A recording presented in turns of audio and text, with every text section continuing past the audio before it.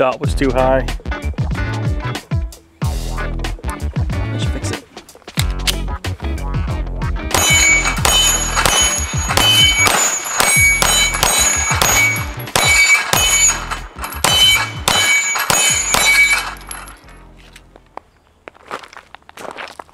Thanks for tuning in, guys. That right there is the Krate Tactical Dueling Tree Stand. It's very portable. I've been using it now for a few months, and it is rapidly becoming my favorite target stand. And you can see it is a lot of fun, easy to set up, and you can just have a blast plinking all day and even do some competitions with your friends. Maybe see if you can get all the flaps on one side and see who can do the quickest. And it's just kind of a unique training experience with a dueling tree like this. Now it's small, it's easy to throw in the truck. It only has the base that's all bolted together. The only thing you have to put together is the base. Bolt it together, bring it with you. Has those retaining pins you saw be tightened down. Has the actual stand itself, the tree trunk as it were, with angles on it to make sure that it's safe, to make sure everything gets reflected off if there's anything that ends up hitting it. And then also you have the 1, 2, 3, 4, 5, 6 square plates. So these poppers right here go back and forth like so, and to take them off you actually put them in the middle and they simply slide out. There's a groove in there. You can kind of see how these are designed. There's a groove in there. I usually wear gloves just because of all the lead on there, but also paint, and you don't want all that stuff on your hands. These are AR 500 3/8 inch steel plates. And you got 6 of them there. Now the actual stand itself is not the 3/8 inch, it's this right here. You can kind of see it's significantly different in the width there, but these will handle most pistol calibers, you know, within that 25 yards, pretty easy. You can get pretty close, about 7-10 yards.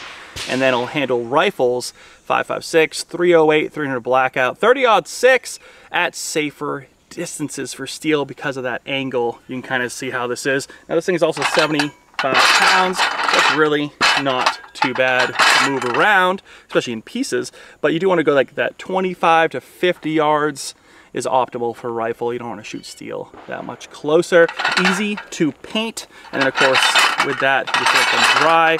I usually went with the black stand and I painted all of the plates, and I think it works really well for coming to and from the range, or if you want to set this up in your backyard, and you can even take these inside maybe for inclement weather, leave the stand out, whatever you want to do. These are easy to sand and paint because it is all a steel construction.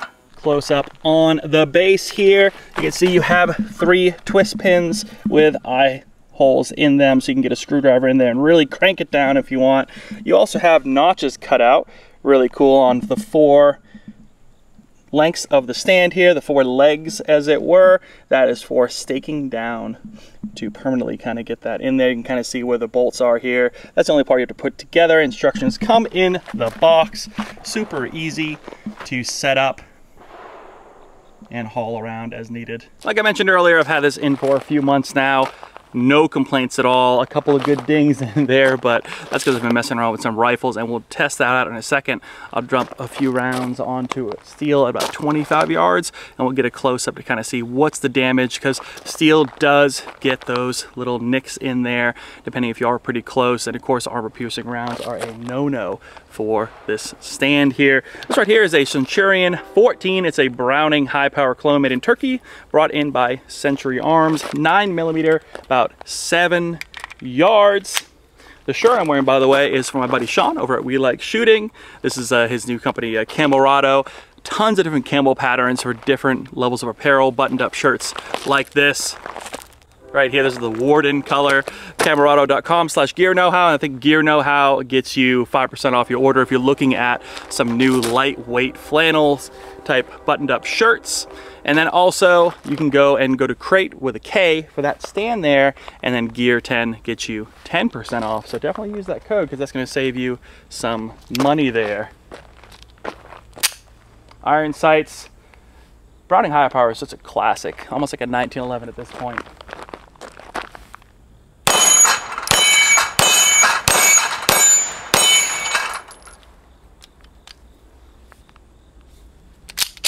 Yep. Classic problems like a Browning would have, right? Go with the ammo.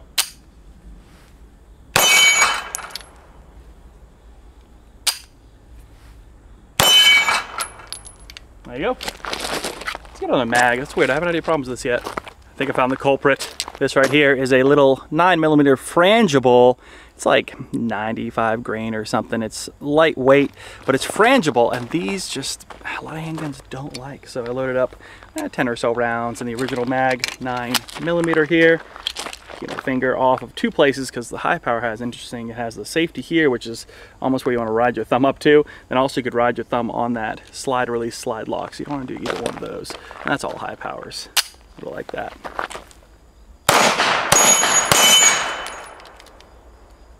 Oh, see, I read that safety.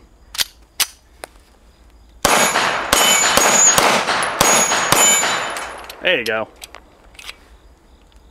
Very cool. Got my Cox Arms Guardian 15 out. Absolute favorite AR right now. Such a thing of beauty. All set up. 25 yards, 5.56. Gonna hit that top gong there on that Krate Tactical Dueling Tree target stand. See if we need dead center. Take a look at it. Maybe try 3 rounds. See how it goes. But I'll drop a link below for the parts list. So anything you see parts wise on the video, take a look down below. It's over at my new website, which is nice and YouTube compliant. Get a couple of clicks. GearKnowHow.com. Got it. Oh, a couple more.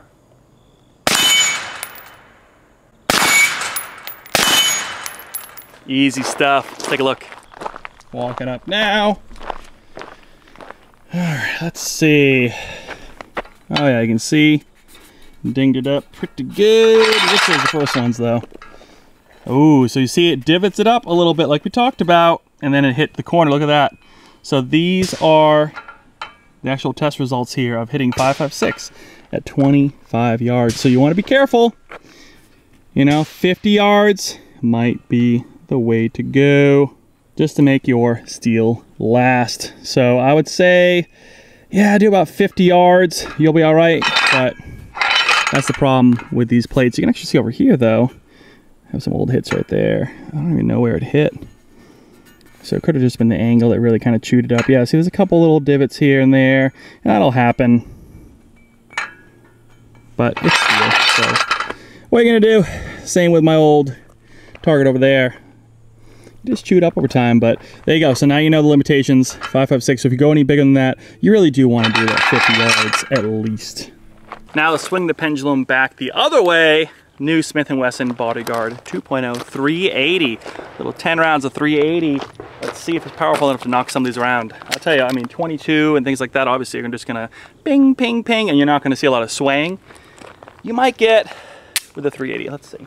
Fantastic sights on this little guy, no issues really so far. Some break-in kind of required, which is interesting to get the slide lock, slide release kind of working properly, but 7 yards.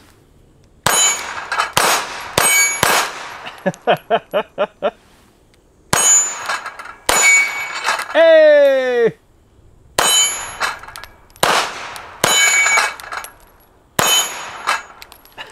If you hit just at the right spot on the other side of the far end of those plates, they swing. Let's get on the mag. This is a fun little 380. I got 6 steel all on the right side.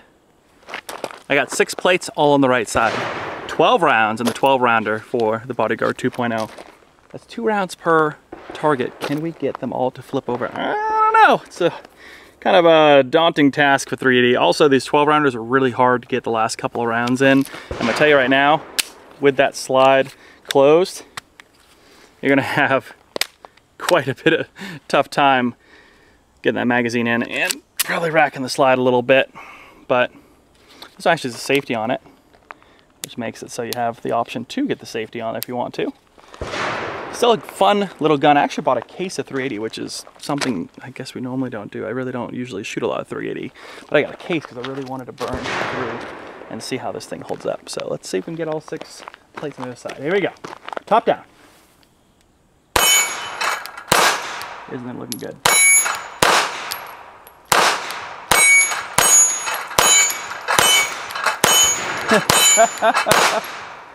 Ah, nope. It's just pure luck, I think. I don't know if you can see my sunglasses, but I had to put a hat on my camera on the back. The sun is just roasting that battery and it is causing it to overheat. So that is the life of the, still 80s, but you know, we're creeping through September, so that's good. Got 12 rounds. 12 rounds here of 380, moved up to about 5 yards. And this is the competitor of that Smith & Wesson Bodyguard 2.0, the LCP Max 75th Anniversary Edition by Ruger. This one is a little bit blocky, I think, compared to the Bodyguard 2.0. Has some of the same great features. I just don't shoot it as well. So let's see how we do.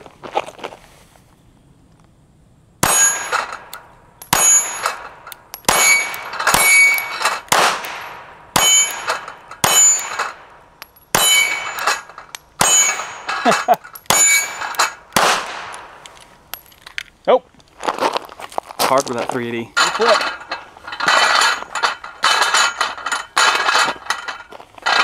That's it, guys, for the Krate tactical dueling tree target system, target stand, what have you.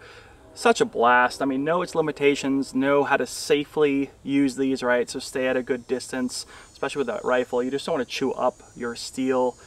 And that's with all steel targets. You go to so many range days where people are shooting ARs at like 10 yards, and you just can't do it. It's too dangerous. Ricochets happen, all the fragments fly back, all that good stuff. So you just want to be careful, shoot at a good distance, be safe with these. That Gear 10 saves you 10%. Product list for everything you see in the video is down below. Thank you so much for watching. As always, if you have any questions or comments or anything like that, you just want to get down in that comment section and have a chat, feel free to do so. It's down below. As always, subscribe to the channel, like this video. It really helps me out. Train hard. You never know what's coming. Take care of your loved ones, and we'll see you in the next review.